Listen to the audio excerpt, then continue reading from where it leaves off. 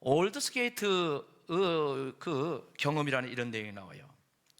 그 올드스게이트라는 곳에서 이제 어떤 일이 있냐면 모라비안 교도들이 거기서 기도회를 합니다. 근데 그 기도회에 이분이 참석을 하게 되는데 이 일기 내용을 보면 하기 싫었어요. 오늘도 예배 나오기 싫었는데 억지로 나온 사람도 있죠. 그런 것처럼 하기 싫었어요.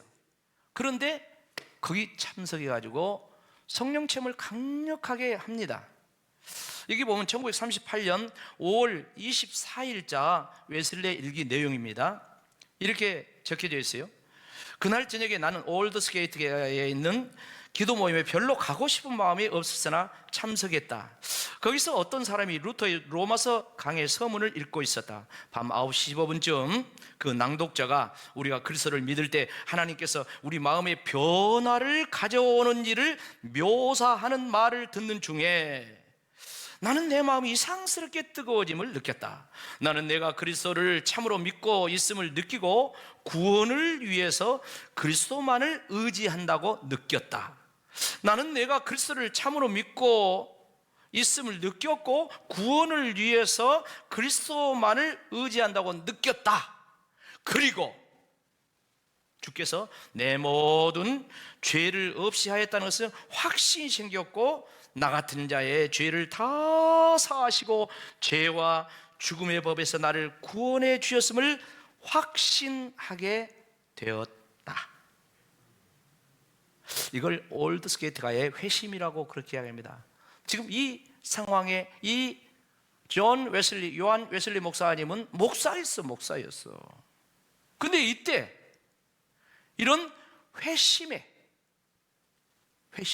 이런 거듭남 체험의 역사를 이렇게 했다고 이 목사님이 이렇게 기록을 하고 있어요. 감리교는 이 요한 웨슬리 목사님의 이날을 지금도 기념일로 지키면서 아주 중요하게 여깁니다. 그 이후에 6개월 뒤에 이 요한 웨슬리 목사님이 페터레인이란 그 지역에 가서 철야 기도를 하는 시간이 또 있었대요. 역시 이 일기책에 나옵니다. 거기서 다시 한번 강력한 성령님을 체험을 합니다. 1739년 1월 1일이라고 기록을 하고 있어요. 자, 이렇게 이야기하고 있어요. 미스터 홀, 킨친, 앙팡, 잉함, 히필드, 허친스 그리고 나의 동생 찰스가 우리 형제 모라비안 60여 명과 함께 페터레인 애찬회에 참석했다. 끊임없이 기도하기를 새벽 3시까지 하였다. 그때 하나님의 능력이 우리에게 강하게 임하였다. 많은 사람들이 놀라고 기쁨으로 소리쳤다. 많은 사람이 땅에 엎드러졌다. 전능하신 하나님의 현존에 경외와 놀라움으로 사로잡힌 우리는 한 목소리로 소리쳤다. 어떻게 해요? 오 하나님, 우리는 당신을 찬양합니다. 어떻게 해요? 오 성령님, 당신은 우리의 주님이십니다. 이렇게 써있어요.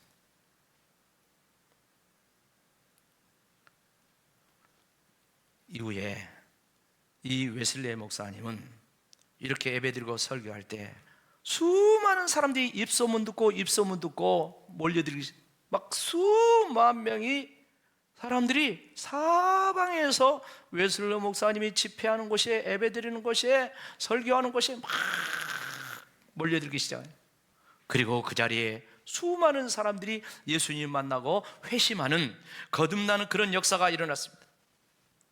웨슬리 목사님 복음을 전하는 그 지역에는 술집이 문을 닫기를 시작한 거예요.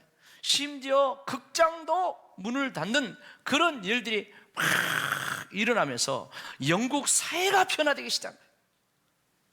그 물질로 인하여서 막 세속화되고 타락되어가고 하는 그 영국 사회에 새로운 막 거룩한 운동이 일어나고 막 변화가 일어나고 그런 영향력이 막 미치기 시작했어요. 그래서 요한 웨슬리 목사님이 하신 말 중 유명한 말이 있습니다. 세계는 나의 교구다.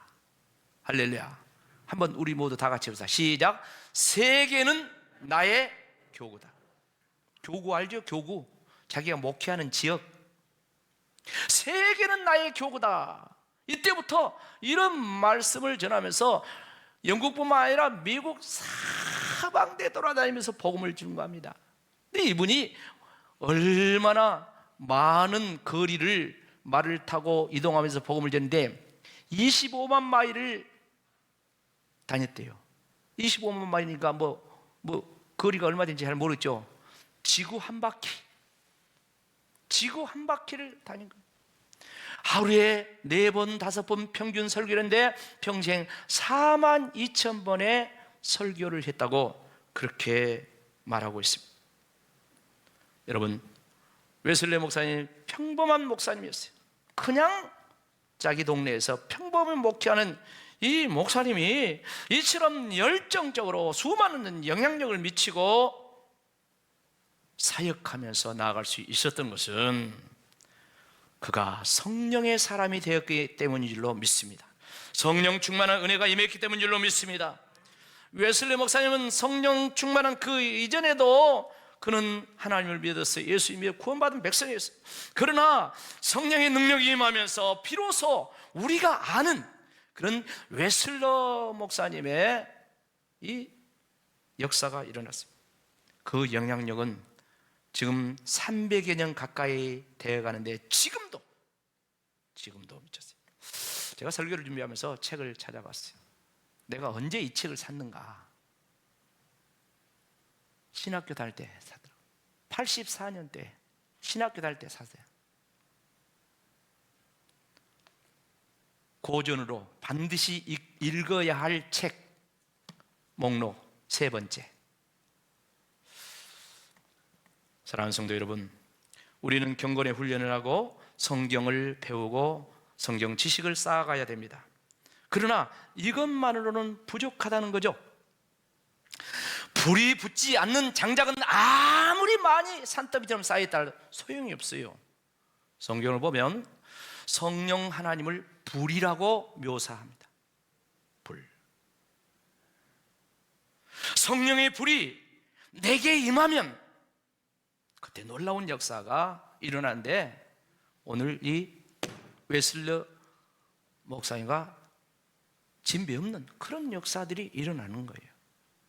오늘 우리가 본문의 말씀을 읽었습니다. 사도행전 1장 서도 아닙니까? 이 말씀이 무슨 말씀입니까? 예수님께서 부활하시고 40일 동안 세상에 계셨고 그리고 이제 하늘로 승천하십니다. 하늘로 승천하실 때 거기에 모여있는 제자들을 비롯한 사람들에게 마지막 말을 합니다. 그걸 승천설교라고도 하고 다른 말로 하면 유언설교라고도 합니다. 그 말씀이 무엇입니까? 감람산 그 현장에 모여있는 500여 무리에게 예수님이 말씀하시는데 그거는 너희는 예루살렘을 떠나지 말고 아버지 약속하신 성령을 기다리라. 요한은 물로 세례를 베풀었지만 성령은 바로 몇 날이 못해서 너희가 성령으로 세례를 또 받으리라 그런 이야기를 합니다. 그리고 성령의 권능이 너희에게 임하시면 땅끝까지 이르러 내 증인이 되리라. 그리고 하늘로 승천하시는 거예요. 그리고 제자들은 감람산에 돌아와서 예루살렘의 마가의 다락방이라는 곳에서 120여 명이 그 예수님의 마지막 말 유언의 말씀 승천 설교를 붙들고 기도에 힘썼다고 했습니다. 그 결과 열흘 뒤에 유대인의 오순절날 성령이 그들에게 강림하면서 하나님의 약속이 현실화된 줄로 믿습니다. 할렐루야. 우리는 하나님의 말씀 믿는 자입니다. 이 말씀은 하나님의 언약이라고 합니다. 약속이라고 합니다. 이 말씀은 반드시 이루어지는 줄로 믿습니다. 성령 하나님의 약속, 그 말씀이 성취됐다는 내용이 사도행전 1장으로 2장으로 쫙 나가는 거예요. 성령의 역사가 일어나면서 그들에게 어떤 변화가 일어나는가, 사도들에게 어떤 변화가 일어나는가, 집사들에게 어떤 변화가 일어나는가, 일반 성도들에게 어떤 변화가 일어나는가, 그런 것을 기록한 내용이 사도행전, 다른 말로 하면 성령 행전이다. 이렇게 말씀을 드릴 수가 있습니다. 사랑하는 성도 여러분, 이 하나님의 약속의 현실로 성취되는 이 결과, 그러니까 성령 강림의 결과, 어떤 역사가 됐습니까? 사람이 변화된 건 물론이거니와 놀라운 종교의 변화가 일어나는데, 그것은 그전까지는 유대교였어요. 유대교였는데 이제 유대교에서 비로소 기독교 시대가 열린 줄로 믿습니다. 교회 시대가 열린 줄로 믿습니다. 이건 여러분 대단한 이야기예요. 이건 간단한 멘트 같지만 이건 너무너무 중요한 이야기예요. 종교사적으로 너무너무 중요한 이야기예요. 그런데 어쩐 줄 아십니까? 이런 엄청난 변화가 성령이 강림하시면서 교회 시대가 열리면서 하나님께서는 이 유대교에서 기독교라는 이 종교적인 변화, 신앙의 변화를 이뤘지만 여전히 이 전년 동안 유대교인들은 꼼짝 않고 지금도 그대로 있는 사람들이 있어요. 이스라엘 유대교인들은 지금도 그대로 있잖아요. 그건 뭐 때문에 그대로 있을까요? 자기 생각 때문에 그런 거예요. 자기 교리 때문에 그런 거예요. 하나님이 그대로 놔둔 것이 아니에요. 하나님이 변화되기를 원하십니다. 하나님이 새로워지기를 원하십니다. 하나님은 성령의 사람 되기를 원하십니다. 할렐루야. 종교의 틀에 갇혀서 제사 드리고 제단 쌓고 구약의 그 율법 지키는 그게 아니에요. 그 유대교가 아니에요. 예수가 오면서 우리를 구원하시고 그가 승천하시면서 하시는 말씀이 또 다른 보혜사를 너에게 보내줘서 성령이 너에게 원하시면, 성령이 오시면 놀라운 변화의 역사가 일어난다. 구원의 역사가 일어난다. 세상 까닭 너희와 항상 함께 하겠다. 할렐루야. 하나님이 함께 한다니까요.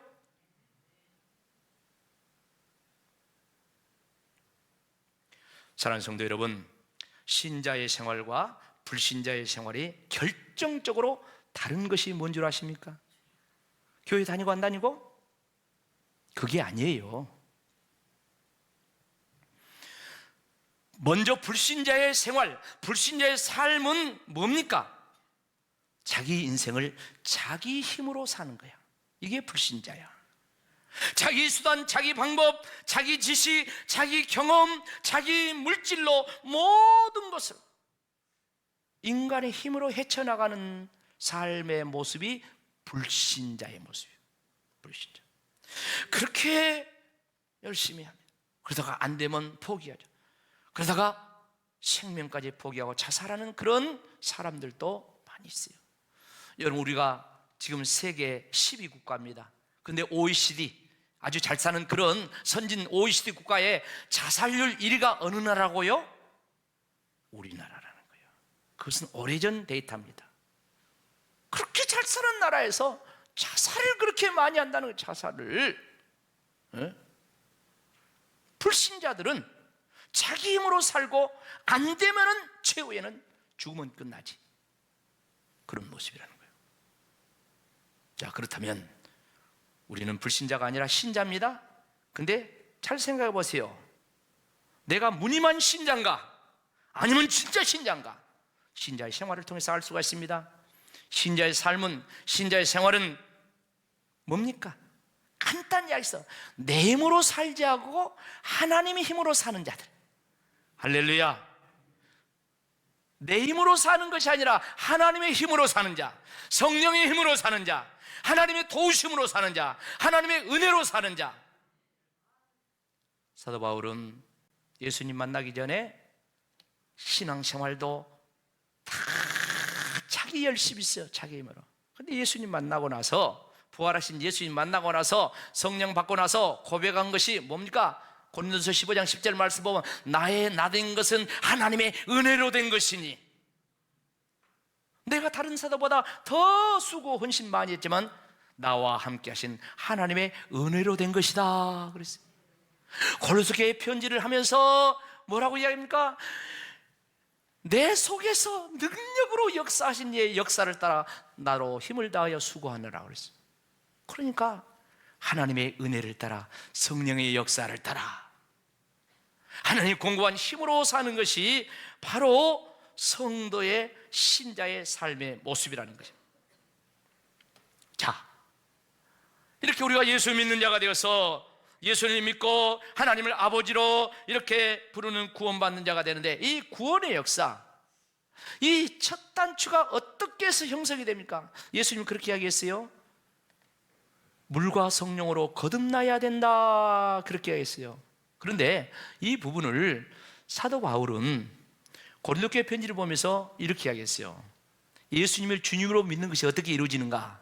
고린도서 12장 3절 말씀 보면은 성령이 아니고는 예수를 주라고 할 수 있다 없다? 없다. 한번 주님 해봅시다. 주님. 여러분, 주님 했어요. 진짜 주님을 부른다고 하면은 내가 알아서가 아니라 누가? 성령님이. 할렐루야. 성령님이. 성령이 아니고는 진짜 예수님을 주님이라고 할 수 없다고 했어요. 그런가 하면 우리는 하나님을 아버지라고 하잖아요. 로마교회 편지를 보면서 로마서 8장 15절 16절 말씀 보면 사도 바울이 그렇게 이야기하죠. 우리가 양자의 영을 받았다 했어요. 성령을, 양자의 영을 받았음으로써 하나님을 아빠, 아버지, 그렇게 이야기했어요. 성령이 아니고는 하나님을 아버지 부를 수가 없어요. 이번엔 다 같이 아버지 해봅시다. 시작. 이붓 아버지가 있어. 아버지. 아버지를 자연스럽게 불러요. 아버지, 아버지. 성령이 아니고는 하나님을 아버지라고 부를 수가 없다 그랬어요. 자, 우리 모두가 하나님의 자녀인 줄로 믿습니다. 하나님이 우리 아버지인 줄로 믿습니다. 우리가 구원받은 자인 줄로 믿습니다. 우리가 성도인 줄로 믿습니다. 그렇다면 성도로서 이제 첫 단추, 그 다음 행보가 뭐냐? 가장 먼저 해야 될 일이 뭡니까? 성도가 가장 먼저 해야 될 일이 뭐요? 하나님 앞에 이렇게 예배하는 일인 줄로 믿습니다. 할렐루야. 여러분이 하나님 믿기 때문에, 하나님 자녀이기 때문에 지금 하나님을 예배하고 계신데 예배를 어떻게 드리라고 예수님이 말씀했습니까? 요한복음 4장 23절 24절 말씀 보면은 예배에 대한 이야기를 예수님이 하십니다. 예배하는 자는 영과 뭘로? 진리로 예배해야 돼. 하나님은 영이셔.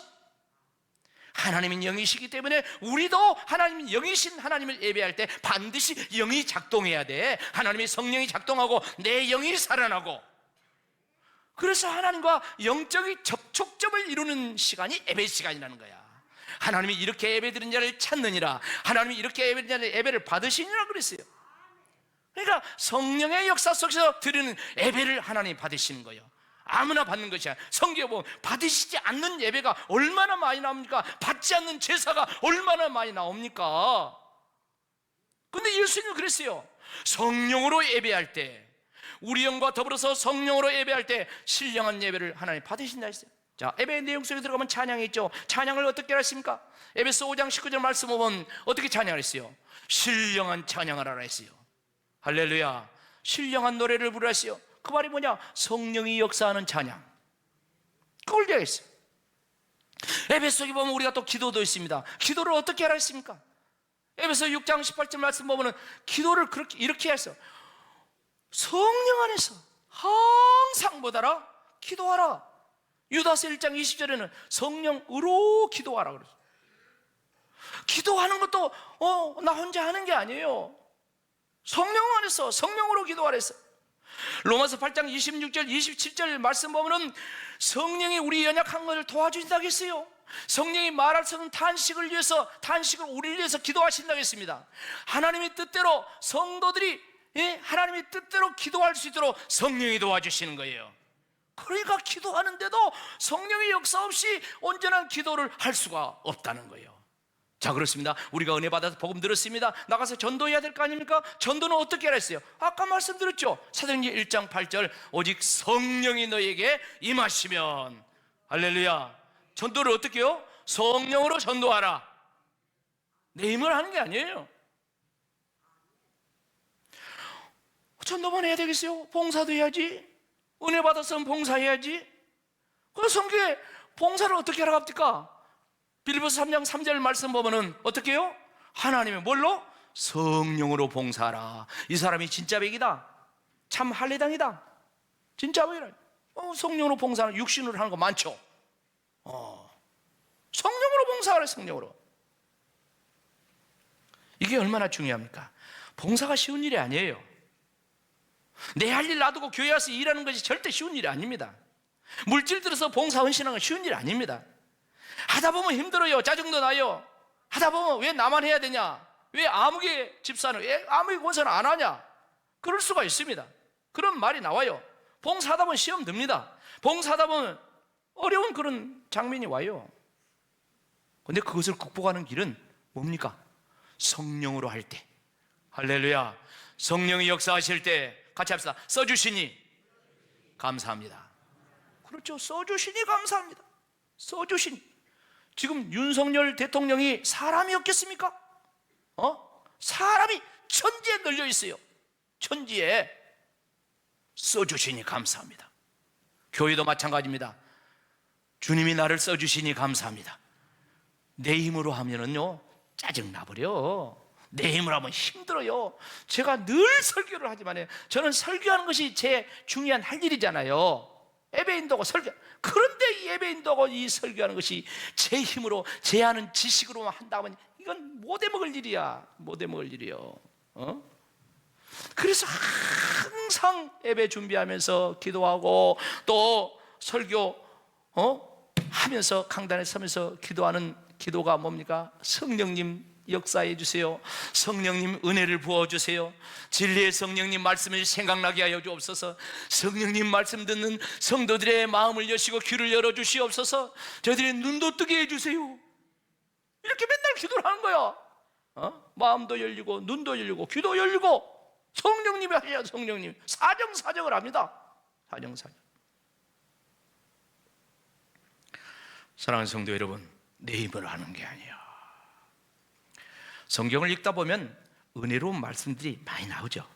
그 가운데 사도행전 9장 31절 말씀이 사도행전 뒤에 보면 나와요. 한번 같이 읽어봅시다. 시작. 그리하여 온 유대와 갈릴리와 사마리아 교회가 평안하여 든든히 서가고 주를 경외함과 성령의 위로로 진행하여 수가 더 많아졌다. 자, 그러니까 교회가 평안하고 교회가 부흥했단 말 아닙니까? 근데 여기 말씀을 자세히 보니까 성령의 위로로 진행하여 이렇게 됐다 그랬어요. 성령의 위로로. 이게 무슨 말일까? 이 성령의 위로로 진행했다. 이 원어를 보면 이 성령의 위로, 이 원어 헬라어로 보면 파라클레세이라는 단어를 써요. 뜻이 뭐라고요? 위로. 먼저 번역했죠. 그 다음에 무슨 뜻도 있다고? 격려. 그 다음에 뭐 또 있고? 후원. 성령이 우리를 위로하고 성령이 우리를 격려하고 성령이 우리를 후원하니까 교회가 평안하고 든든히 서나가고 구원받은 사람이 더하고. 할렐루야. 여러분, 사람의 위로가 아니라 누구의 위로? 성령의 위로. 사람의 격려보다도 누구의 격려? 성령의 격려. 사람의 후원보다도 누구의 후원? 성령님의 격려. 성령님이 우리를 후원해 주셔야 돼. 내 인생을 후원해 주셔야 돼. 내 가정을 후원해 주셔야 돼. 성령님이 우리 자녀들을 후원해 주셔야 돼요. 성령님이 우리 사업을 후원해 주셔야 돼요. 성령님이 우리 교회를 후원해 주셔야 돼요. 그래야지 역사가 일어나는 거예요. 성경에 그런 이야기 아닙니까? 환경은 힘들고 어려운 상황이랄 때도 성령이 위로하고 성령이 후원하니까 저 다니엘은 사자굴 속에 들어갔지만 멀쩡했어요.